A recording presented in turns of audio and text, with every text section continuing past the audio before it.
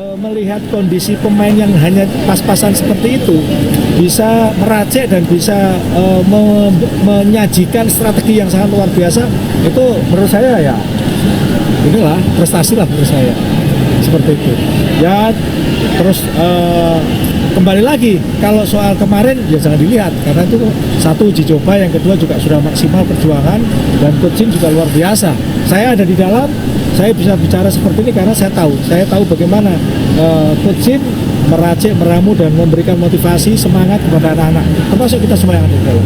Ini saya akan kembali lagi yang membahas mengenai kabar terbaru dari Timnas Indonesia, dan di sini mungkin saya akan fokus ke Timnas U23 terlebih dahulu, karena saya melihat di pertandingan nantinya di tanggal 9 dan juga 11 Indonesia ini akan menghadapi tim yang sangat kuat, yakni China Taipei dan juga Turkmenistan, untuk meraih ya tiket di Piala Asia U23. Tentu dengan kualifikasi ini akan melihat ya bagaimana kekuatan timnas Indonesia ke depan, dan menurut saya dengan pemanggilan yang dilakukan oleh Shin Tae-yong dengan memanggil beberapa pemain-pemain abroad dan juga pemain-pemain bintang di Liga 1, ini membuat timnas Indonesia U23 seolah menjadi rasa senior. Mengapa saya bilang seperti itu? Ya, saya melihat bahwa kekuatan timnas saat ini untuk kualifikasi Piala Asia U23 ini memang sangat mirip, bahkan saya bilang 80%-nya adalah pemain-pemain inti di timnas senior. Oke, kita langsung saja teman-teman bahas mengenai line up mendalam ya di timnas U23. Jangan lupa kalian like, komen, dan juga subscribe, serta tekan tombol loncengnya agar kalian mendapatkan notifikasi dari video-video saya selanjutnya. Oke, di sini ada beberapa nama yang memang tidak dipanggil oleh Shin Tae-yong ya, seperti Robert Darwish yang memang penampilannya sangat bagus di Piala AFF, ini tidak dipanggil oleh Shin Tae-yong. Kemudian Bagas Kava ya, mungkin dicoretnya Bagas Kava ini karena mungkin dirinya cedera saat Piala AFF ini.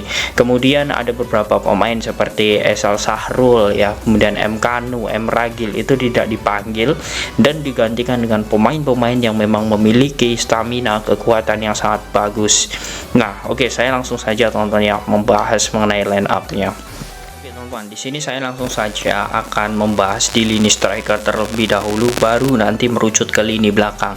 Nah, menurut saya ini ada beberapa hal yang memang menjadi ini ya poin-poin penting timnas ini bisa memenangkan dua laga, karena memang menggunakan formasi ideal yang dilakukan oleh Shin Tae-yong biasanya, yakni 4-2-3-1. Nah, untuk di striker menurut saya ini menjadi hal yang sangat bagus jika sosok Ramadan Sananta dengan kemampuan dan juga kompetensi ketika membela Persis dan juga timnas Indonesia itu sudah membuktikan bahwa dirinya adalah striker muda, striker lokal muda tertajam saat ini. Dan Ramadan Sananta ini mampu untuk membuktikan ketika dia mungkin beberapa event itu disepelekan oleh supporter, karena ketika dilatih oleh Shin Tae-yong ini melempem, dan dia sudah membuktikan di Piala AFF kemarin bahwa sentuhan Shin Tae-yong itu mampu untuk meningkatkan levelnya menjadi striker house goal. Nah, ini untuk Ramadan Sananta. Nah, kemudian untuk di sisi kanan, nah di sisi kanan ini mungkin ada beberapa pemain yang memang sudah dipanggil oleh Shin Tae-yong seperti sosok Witan Sulaiman ya, dan juga Hoki Caraka. Namun saya melihat sosok Hoki Caraka dengan penampilan yang sangat bagus juga di PSS Semarang, dia membuat kita semua ya terpukau dengan penampilan di liga, dan seorang Hoki Caraka ini adalah target man. Jadi sehingga Shin Tae-yong di sini menurut saya juga sangat rasional jika menurunkan Hoki Caraka di sayap, dan jikapun Hoki Caraka ini tidak dimainkan di babak kedua, ini bisa menjadi opsi di babak pertama, nantinya babak kedua baru sosok Witan Sulaiman menggantikannya di sisi kanan. Nah, kemudian di sisi kiri saya melihat pemain adu Den Haag yakni Rafael Struijk ini juga akan menjadi andalan Shin Tae-yong nantinya dengan menerapkan formasi seperti ini, karena saya melihat antara Rafael dan juga Sananta ini mereka bisa bertukar posisi, dan Rafael pun biasanya bersama adu Den Haag pun juga sering ditempatkan di sayap kiri. Nah, ini menjadi hal yang sangat luar biasa di situ. Nah, kemudian untuk di lini tengah, saya melihat sebenarnya di lini tengah ini persaingannya sangat banyak sekali ya. Namun di sini tentu untuk di gelandang serang ya, menurut saya ini tetap saja sosok Marcelino Ferdinand ini perannya sangat tidak tergantikan. Nah, Marcelino bisa diletakkan di sini karena memang dirinya bisa dibilang adalah otak serangan timnas, dan bagaimana dirinya berpengaruh besar bagi timnas U23 dan juga timnas senior ini adalah sosok Marcelino Ferdinand. Kemudian yang selanjutnya saya melihat di sini ada beberapa pemain ya untuk di gelandang bertahan, tetapi dengan pola 5 pemain tengah ya saat melawan Thailand kemarin itu sangat luar biasa. Oleh sebab itu saya melihat di sini sosok Arhan Fikri, pemain terbaik di Piala AFF, menurut saya masih bisa dipercaya Shin Tae-yong untuk selalu menjadi starting, karena ya kita ketahui permainan sangat mobile, sangat tenang. Walaupun di pertandingan awal saat melawan Malaysia itu permainannya sedikit tidak jelas ya, dan juga umpan-umpannya salah, Arhan Fikri semakin lama mampu beradaptasi dengan taktik Shin Tae-yong. Nah, kemudian yang selanjutnya di sini saya melihat ada sosok Ivar Jenner. Nah, Ivar Jenner ini sebenarnya posisinya bisa menjadi gelandang serang dan juga dia bisa gelandang tengah. Namun dengan formasi di sini teman-teman ya, saya melihat bahwa formasi 4-3-2-1 yang akan dilakukan oleh Shin Tae-yong ini akan membuat posisi Ivar Jenner lebih ke belakang, karena di situ dia akan lebih leluasa untuk memberikan bola ke Marcelino nanti. Nah, ini adalah kurang lebih antara kombinasi ya Arhan dan juga Ivar. Nah, kemudian untuk di lini belakang ya, di lini belakang ini ada sosok Rizky Ridho.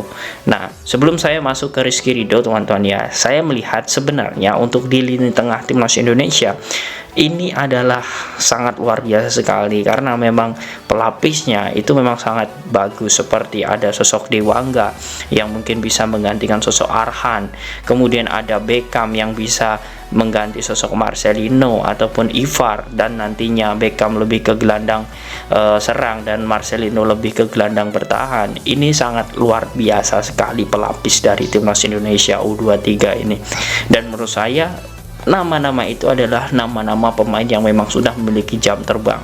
Oke, kita lanjut ke Rizky Ridho. Nah, di Rizky Ridho ini menjadi hal yang sangat bagus untuk ditempatkan di sini. Dia akan tandem dengan sosok Elkan Bagot.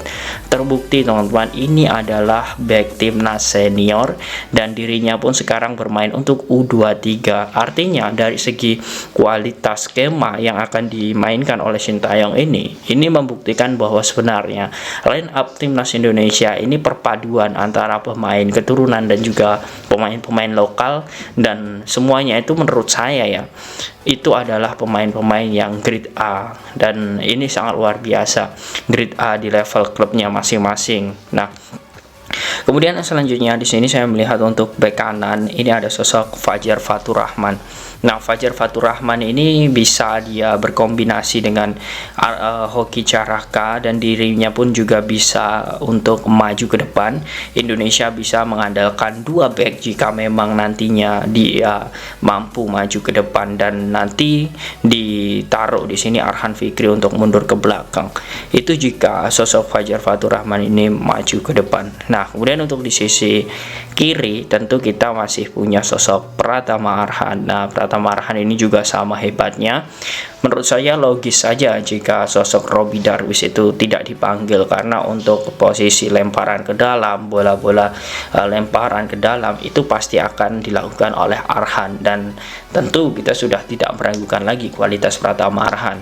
Dan di sini menurut saya Arhan sangat cocok sekali ditempatkan di sini, dan dirinya pun juga masih memiliki beberapa pemain-pemain yang memang bisa menjadi pelapis dirinya, seperti sosok Akbar Arjunsyah yang memang juga dipanggil oleh Shin Tae-yong, dan juga ada Komang ya di sini juga sangat luar biasa juga dipanggil oleh Shin Tae-yong.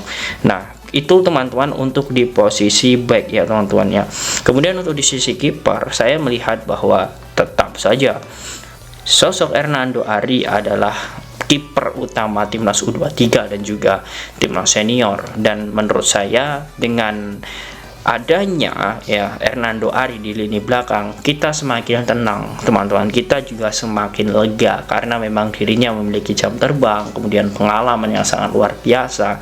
Artinya sosok Hernando Ari ini masih bisa kita percaya untuk menjaga gawang timnas U23 ya, walaupun ada beberapa kita ya, dari kita netizen yang mengatakan bahwa di Piala AFF kemarin dia tidak mencetak gol saat penalti, itu sebuah kerugian. Menurut saya sama sekali tidak ada kerugian, bahkan saya malah bangga dengan sosok Hernando Ari ini karena dia memang menjadi pemain yang menjadi contoh pemain yang memang lebih dewasa, dan itu pun terpengaruh sekali dengan kualitas tim. Artinya tidak mudah terprovokasi dengan adanya arahan dari kiper kita, itu adalah nilai plus, dan menurut saya ini adalah poin yang sangat bagus oleh skuad timnas Indonesia dan juga Sintayong.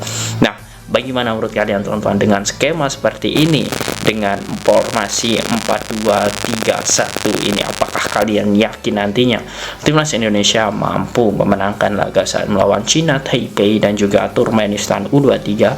Silahkan kalian tulis di kolom komentar.